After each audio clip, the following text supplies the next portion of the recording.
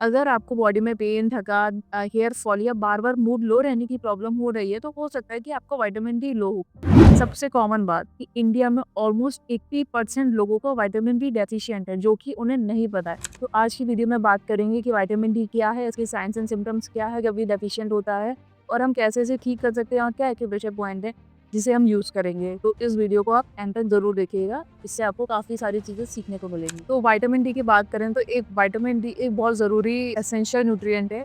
ये हमारी हड्डियों को मजबूत बनाता है और हमारी बॉडी में कैल्शियम की एब्जॉर्प्शन में भी हेल्प करता है, जो हमारी इम्यूनिटी है उसे भी बूस्ट करता है।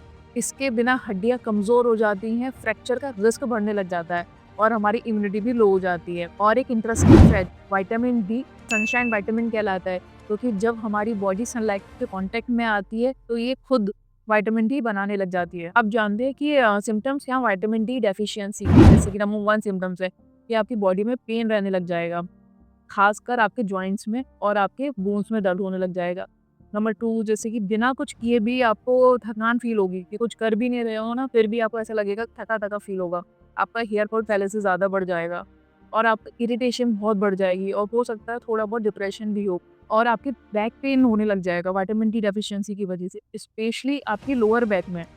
आपको पेन रहने लग जाएगा, आपकी इम्यूनिटी लो हो जाएगी, आपको बहुत जल्दी-जल्दी कोल्ड, कफ, फीवर, वायरल इन्फेक्शन ये सब होने लग जाएँगे। अगर आपको ये सारे सिम्पटम्स आ रहे हैं और आप इसे इग्नोर कर रहे हो, तो हो सकता है लॉन्ग टर्म में बोन लॉस होने लग जाए और फ्रैक्चर का रिस्क बढ़ जाए और आगे चल के ऑस्टियोपोरोसिस के भी चांसेस काफ़ी ज़्यादा बढ़ जाते हैं। तो आखिर ये विटामिन डी की कमी होती कैसे है? नंबर 1 रीज़न तो यही है कि हमारा जो धूप में टाइम स्पेंड है वो काफ़ी कम हो गया है।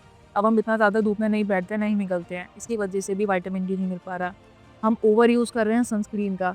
अगर हम सनस्क्रीन का ज़्यादा यूज़ करेंगे तो पता ही है कि विटामिन डी कैसे बनता है। जब भी जो सनलाइट है स्किन के कॉन्टैक्ट में आकर खुद ब खुद बनाती है। अगर हम सनस्क्रीन का यूज़ करेंगे तो विटामिन डी का जो प्रोसेस है वो नहीं होगा, विटामिन डी नहीं बनेगी। और थर्ड रीज़न ये भी है कि जो हमारी प्लांट बेस्ड डाइट है, उसमें विटामिन डी के सोर्सेज़ बहुत कम हैं। तो खासकर जो वेजिटेरियंस हैं, उन्हें अपने विटामिन डीज़ पर ज़्यादा ध्यान देना चाहिए, क्योंकि वेजिटेरियन डाइट में ज़्यादा सोर्सेज़ नहीं है हमारे पास विटामिन डी के। तो उसका भी आपको ध्यान रखना है। और लिवर और किडनी के डिसऑर्डर में भी विटामिन डी का प्रोसेस होना मुश्किल हो जाता है। तो नेचुरली हम विटामिन डी को कैसे बढ़ा सकते हैं? सबसे पहले तो हमें क्या करना होगा कि हमें 10 से 20 मिनट के लिए सनलाइट में रहना शुरू करना होगा। स्पेशली मॉर्निंग में सुबह 7 से लेकर 10 बजे के बीच में 10 से 20 मिनट के लिए हमें बैठना चाहिए। तो इससे डायरेक्ट हमें सनलाइट से मिलेगी।